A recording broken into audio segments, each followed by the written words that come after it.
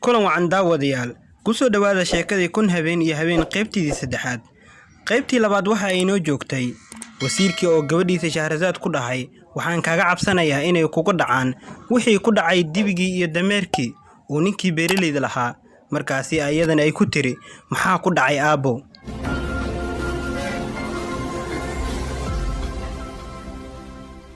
waatan qaybtii saddexaad iyo jawaabtii uu siiyay wasiirka gabadhiisa su'aashii ay ka weydiisay dibigii iyo dameerkii.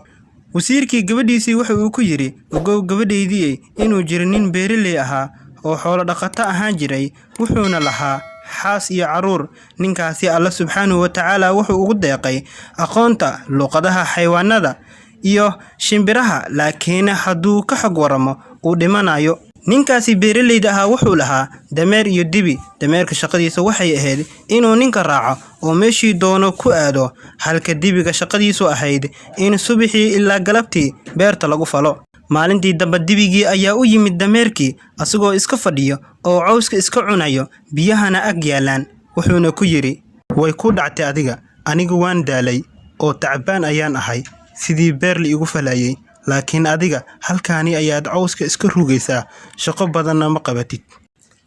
markaasi ayuu dameerkii yiri talo aniga ku hayo, biri markii lagu yimaado oo xariga iyo tiirka yaambada beerta lagugu falayo lagugu xiro, iska fariiso hana istaagin xitaa hadday ku garaacaan.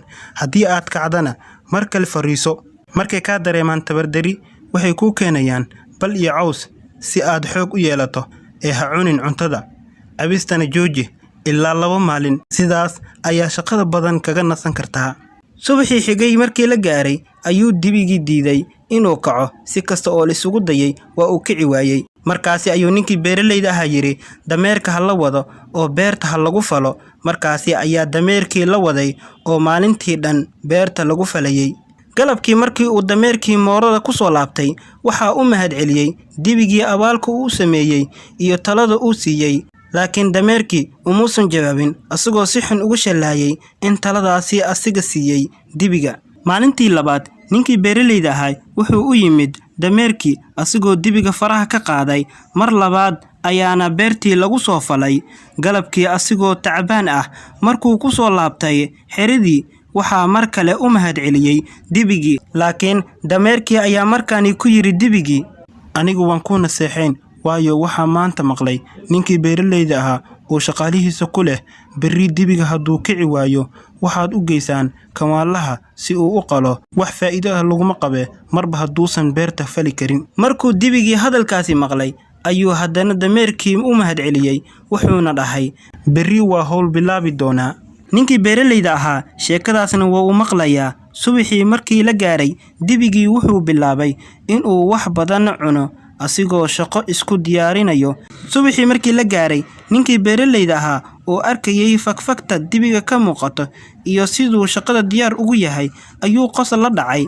naagtiisii oo meesha ka agdhaweed ayaa waxay tiri maxaad ku qosashay? markaasi ayuu wuxuu ku yiri haddaan kuu sheego waan dhimanaa. waxay tiri ii sheeg xitaa haddaad dhimanayso. markay ku adkaysatay ayuu ninkii dadkii isugu wacay si uu u dardaarmo. dadkii ayaa isku dayay inay naagta la hadloono oo celiyaan, laakiin waa ka diiday. waxayna tiri waa ogahay aniga ayuu igu qoslayaa, ee ha sheego wuxuu ku qoslayo xitaa haddii uu dhimanayo. ninkii beeraleyda ahaa naagtiisa aad ayuu u jeclaa. wuxuu go'aansaday inuu u sheego, wuxuuna aaday gurigiisa si uu 2 ragco sunno ah u tukado. asiga oo guriga ku dhex jiro ayuu wuxuu maqlay eygii guriga u joogay oo diiqa la hadlaya. wuxuuna ku yiri diiqow adiga halkan ayaad $50 iska dhex fadhisaa, saaxiibkeennana wuu u dhiman rabaa. markaasi ayuu diiqi yiri wallaahi saaxiibkeena haddii uu caqli leeyahay naagtan wuu iska edbin lahaa. aniga $50 ayaan dhex joogaa, midaan hadday iga xanaaqdo inta edbiyo ayaan kuwo kale dhex galaa. waxaase fiicnaan lahayd in saaxiibkeena naagtiisa edbiyo ilaa ay toobad keenayso. ninkii beeraleyda ahayna hadalkii ayuu maqlayay, kadibna ayuu soo baxay wuxuuna u yeeray naagtiisii wuxuuna ku yiri qolka soo gal, gooni ayaan kugu sheegayaa. Markii qolka ay soo gashay ayuu si daran u garaacay ilaa ay kaga qayliso, waan toobad keenayaa. Halkaasi ayay naagtii hadalkii kaga laabatay, dadkiina ku farxeen maadaama ay nolosha ninka badbaaday. Markaasi ayuu wasiirkii gabadhiisii ku yiri, adigana sidii dameerkaasi oo kale inay kugu dhacdo ayaan ka baqayaa.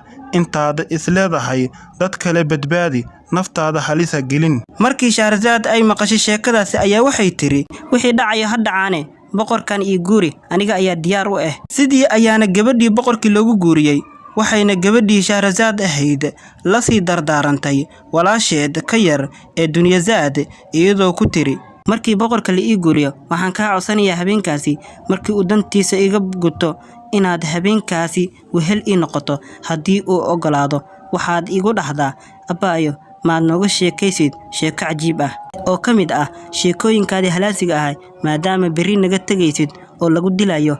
aniga insha Allah sheeko aan boqorka kaga taqallusayo ayaan bilaabayaa. Kadibna gabadhii sidii ayaa lagu galbiyey. Markii boqorkii loo geeyey ayay gabadhii Shahrazad ahayd oysay.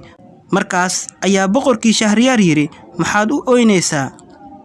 Waxay tiri, waxaa jirta gabar walaashayda ah oo iga yar, waxaana rabaa inaan sagootiyo ee ii ogolow. Markaasi ayuu ogolaaday. Kadib markii Dunyazad ay imaaday ayay hab siisay iyadoo sagootinayso. Markaasi ayay Dunyazad ku tiri, abbaayo maad nooga sheekaysid sheekooyinkaagii halaasiga ahaa mid ka mid ah. Markaasi ayay Shahrazad tiri, waan kaaga sheekaynayaa haddii boqorka noo ogolaado. Markuu boqorkii Shahriyaar hadalkaasi maqlay ayuu yiri, bal ii sheeg aan maqalne sheekooyinkaas mid ka mid ah. halkaasi haynoo joogto qaybtii saddexaad ee sheekada Kun Habeen iyo Habeen. sheekadani waxaa turjumay Cabdiraxmaan Xasan Ateeno. tani intaan ku kulmayno qaybta afraad ee sheekada, sidaas iyo nabadgelyo.